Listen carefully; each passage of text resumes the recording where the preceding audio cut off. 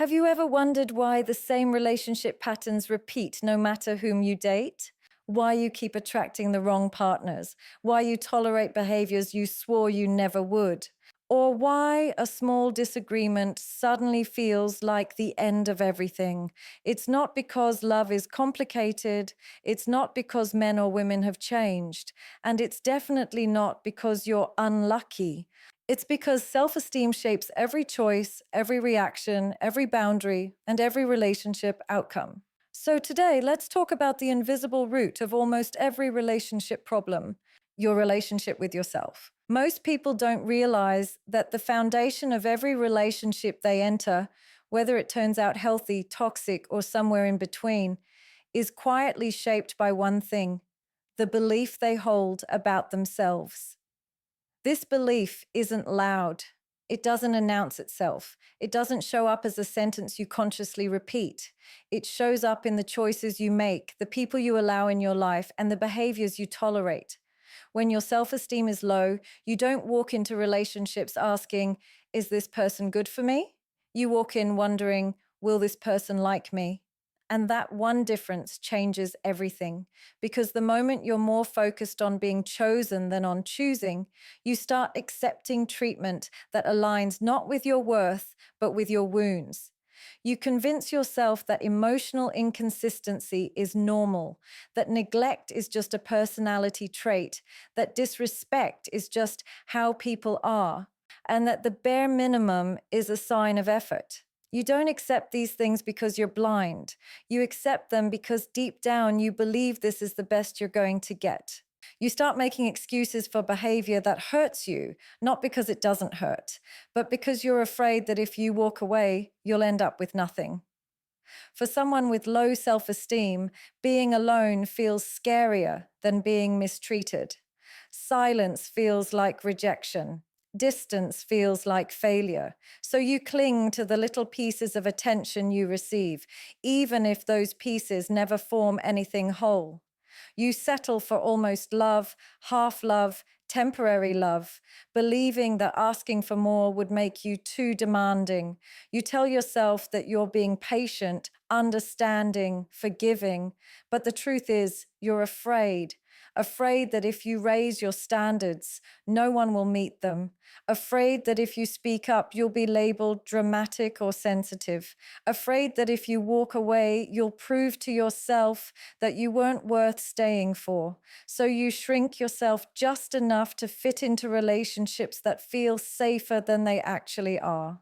And the danger is this pattern feels normal when you've lived through it long enough. You develop a distorted sense of what love looks like. If you grew up around inconsistency, that inconsistency becomes familiar. If you only experience conditional affection, unconditional love feels suspicious. When your self-worth is low, your heart gravitates not toward what is healthy, but toward what is familiar. You choose partners who match your internal narrative. If you see yourself as someone who has to earn love, you'll choose someone who makes you earn every bit of affection. If you see yourself as unworthy of stability, you'll choose someone who keeps you guessing.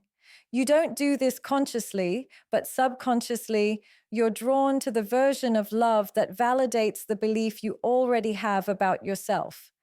This is why two people can receive the same treatment and interpret it completely differently, because they're not reacting to the treatment itself, but to the meaning they attach to it.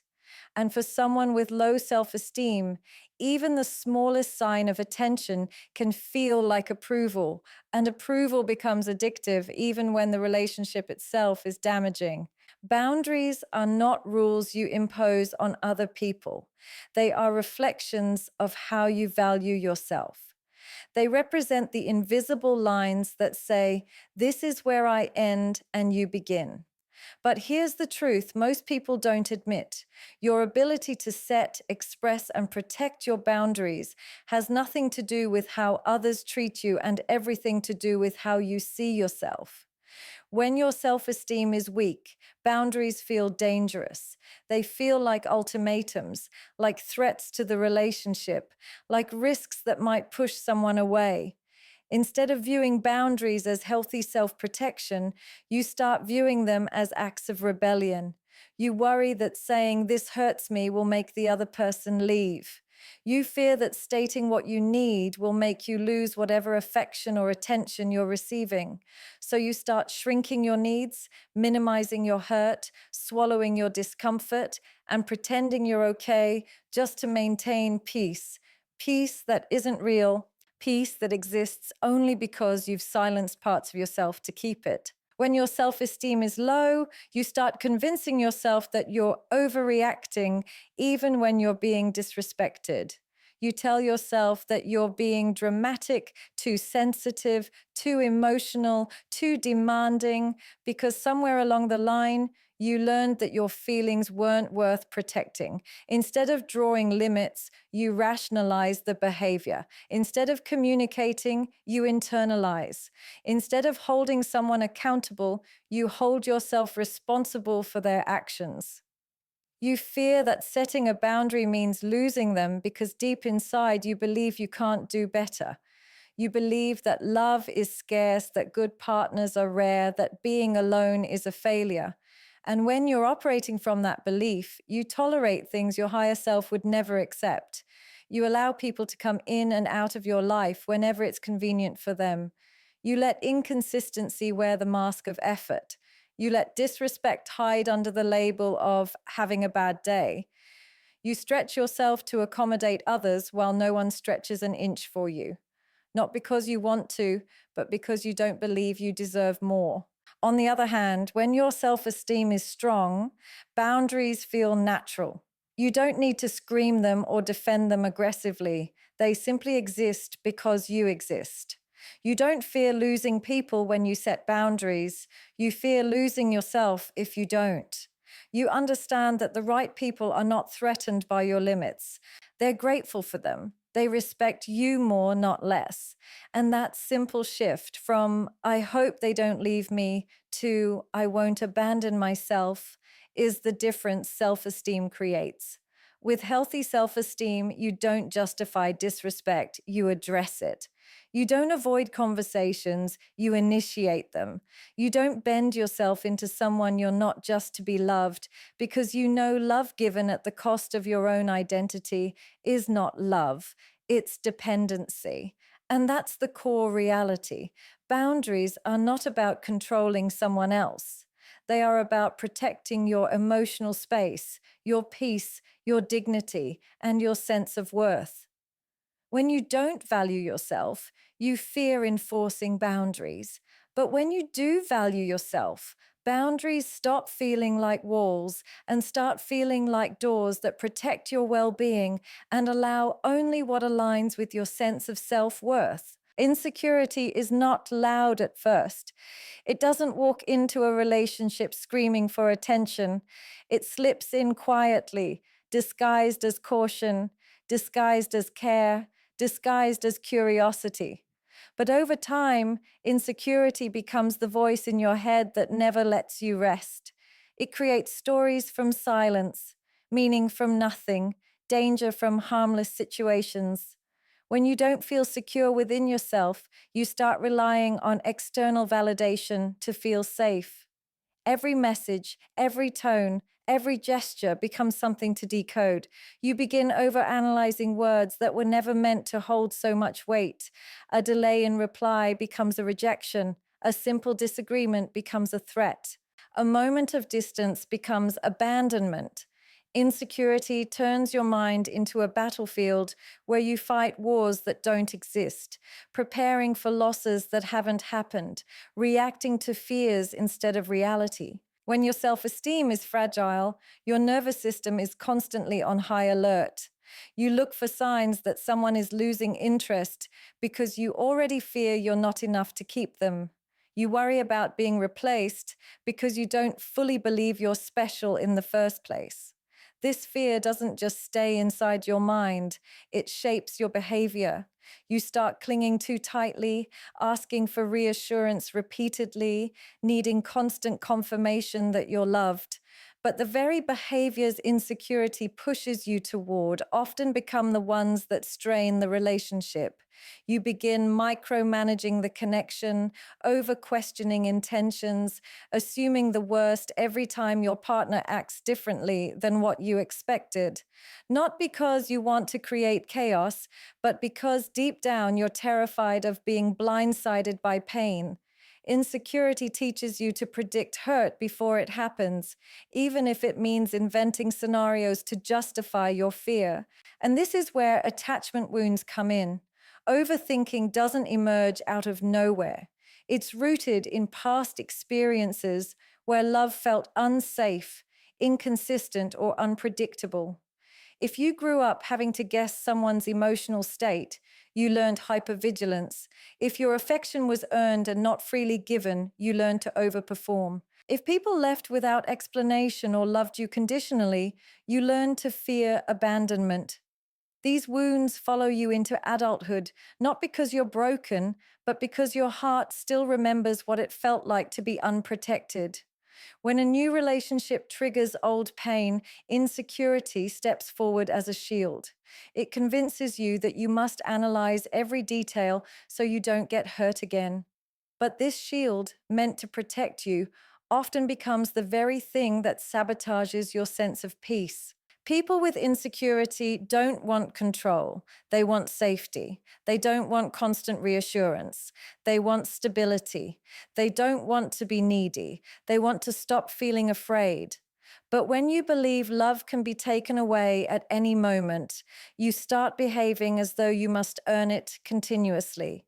You read between lines that have nothing written in them. You assume motives that have no truth behind them. You compare yourself to others because you believe someone else could easily replace you. And the more you overthink, the more disconnected you become from the actual relationship because you're interacting with your fears instead of your partner. Insecurity traps you in a cycle where your past shapes your present and your mind becomes a constant negotiation between hope and fear, wanting closeness but anticipating loss at every turn. One of the most uncomfortable truths about relationships is that your partner often becomes a mirror reflecting the parts of yourself you haven't yet faced. People think relationships only reveal love, compatibility, or differences, but they actually reveal your inner world, your wounds, fears, insecurities, and unhealed history. When you interact with your partner, you're not just responding to their words or actions. You're responding to the meaning your mind attaches to them. Two people can hear the same sentence and feel entirely different emotions because they're not reacting to the sentence itself. They're reacting to the emotional lens shaped by their past. When someone says, "I need space," a person with emotional security hears, "I need a moment to breathe." A person with abandonment wounds hears, "You're not good enough and I'm leaving you soon." The partner didn't change, but the internal world of the person receiving the message shaped the reaction. Your partner becomes a mirror because the relationship triggers the parts of you that still need healing. If you carry distrust, you will interpret neutral actions as suspicious. If you carry unworthiness, you will doubt compliments and question affection.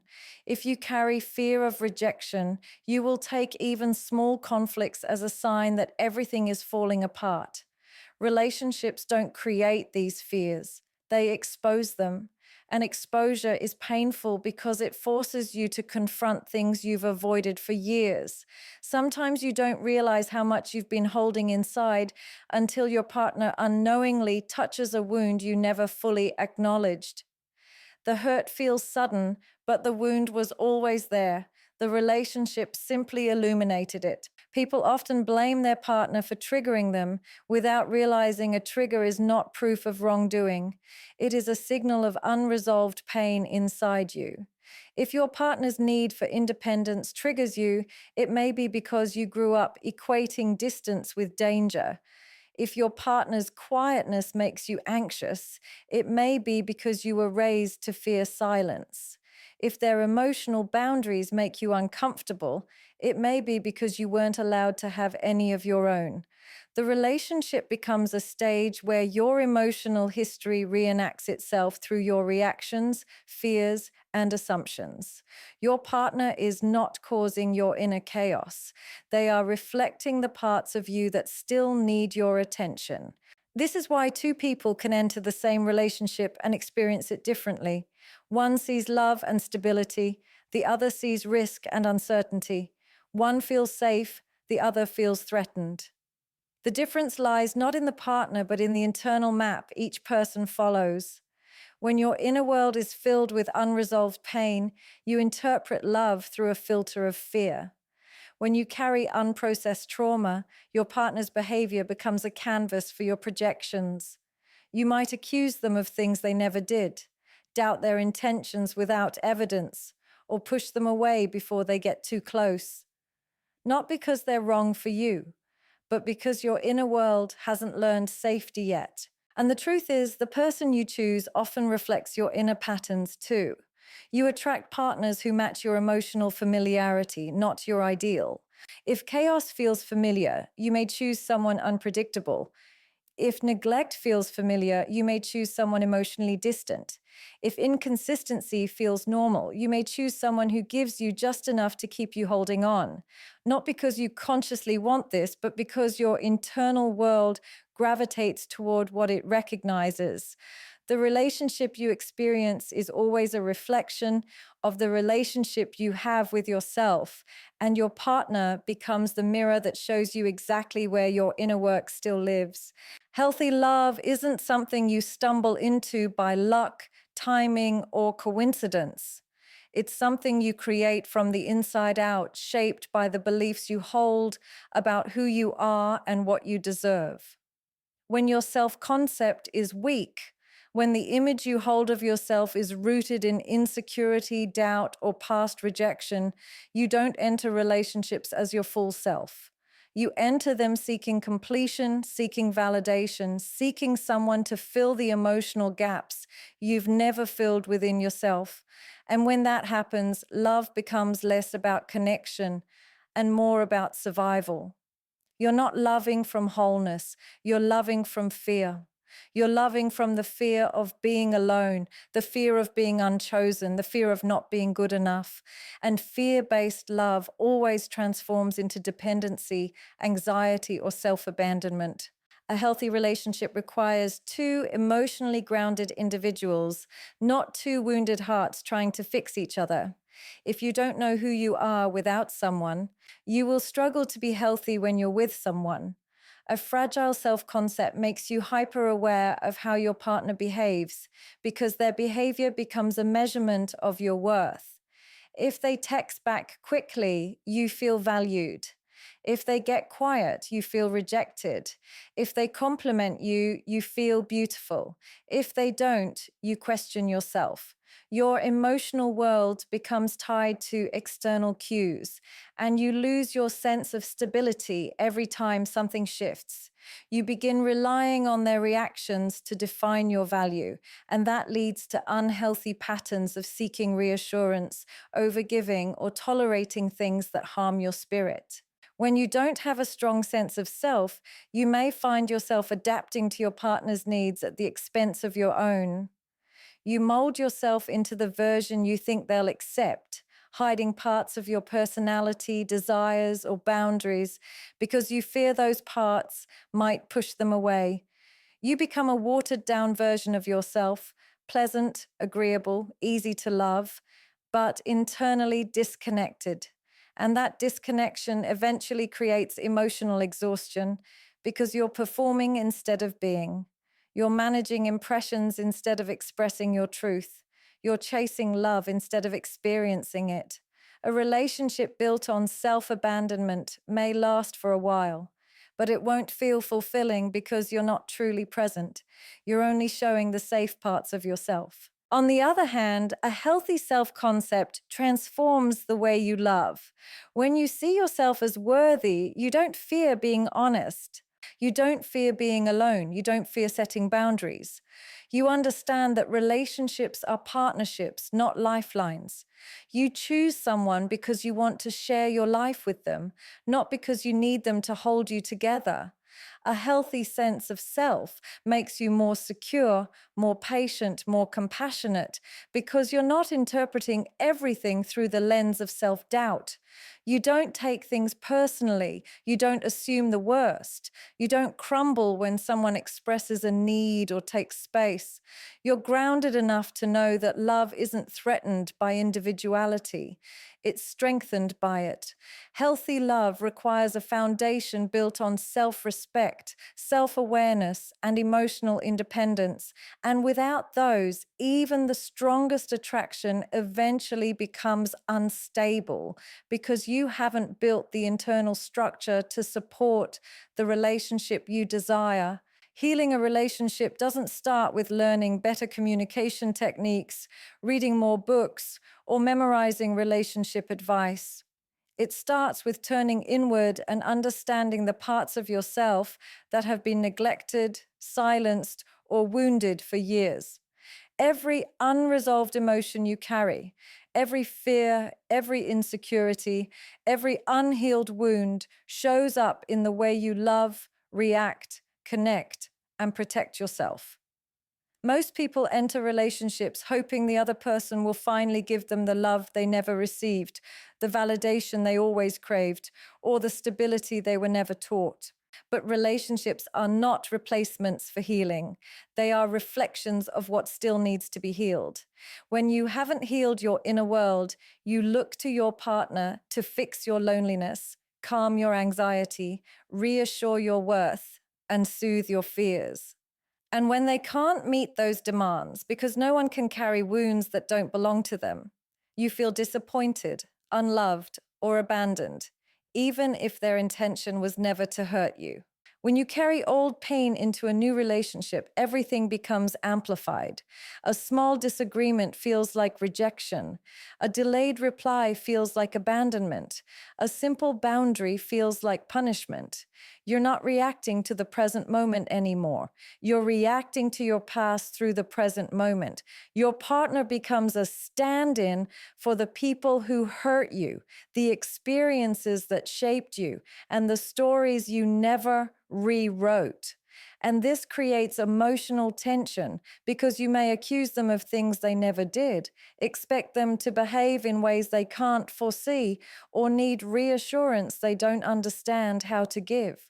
Healing yourself means learning to separate past wounds from present love, understanding that your partner is not responsible for fixing what someone else broke, and recognizing when your reactions are coming from an old version of you that still needs compassion, not confusion. Healing yourself also means becoming aware of the patterns you repeat. If you tend to chase emotionally unavailable partners, you have to explore why instability feels familiar. If you tend to overgive, you have to understand why proving your worth feels necessary. If you tend to sabotage relationships when they get close, you have to confront the fear that intimacy activates in you. Patterns are not coincidences. They are emotional echoes that guide your choices until you address their roots. When you heal, you stop seeking relationships to fill a void and start choosing relationships that align with your growth. You stop trying to earn love and begin receiving it with openness. You stop expecting pain and begin allowing peace. Healing yourself is not about becoming perfect. It's about becoming aware. Aware of your triggers, your needs, your boundaries, your emotional rhythms. Aware of when your inner child is reacting instead of your adult self. Aware of when fear is speaking louder than love.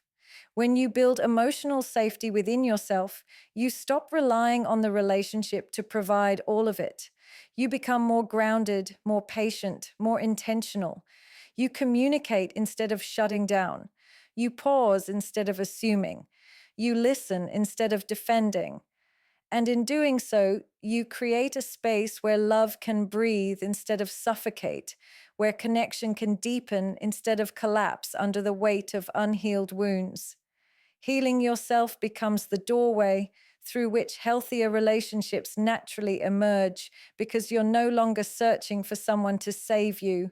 You're finally showing up as someone who can love and be loved from a place of wholeness. At the core of every relationship, you build every bond you form, every heartbreak you experience, every pattern you repeat. There is one constant. You. Your self-esteem shapes what you accept. Your boundaries determine how you're treated. Your insecurities create the stories you believe. Your wounds influence what triggers you. Your self-concept defines how you love, and your healing decides the quality of the connections you create. Relationships are not just about finding the right person, they are about becoming the right person for yourself first. When you finally confront the parts of you that have been silenced, when you learn to validate your own emotions, when you rebuild the self-worth that life may have chipped away, everything around you begins to shift. You stop settling for half love. You stop chasing emotional breadcrumbs. You stop misinterpreting silence as rejection and boundaries as threats. You begin choosing relationships that align with your healed self rather than your hurt self. And that is where everything changes, because the moment you transform your inner world, the outer world adjusts to meet you at the level of the love you've learned to give yourself.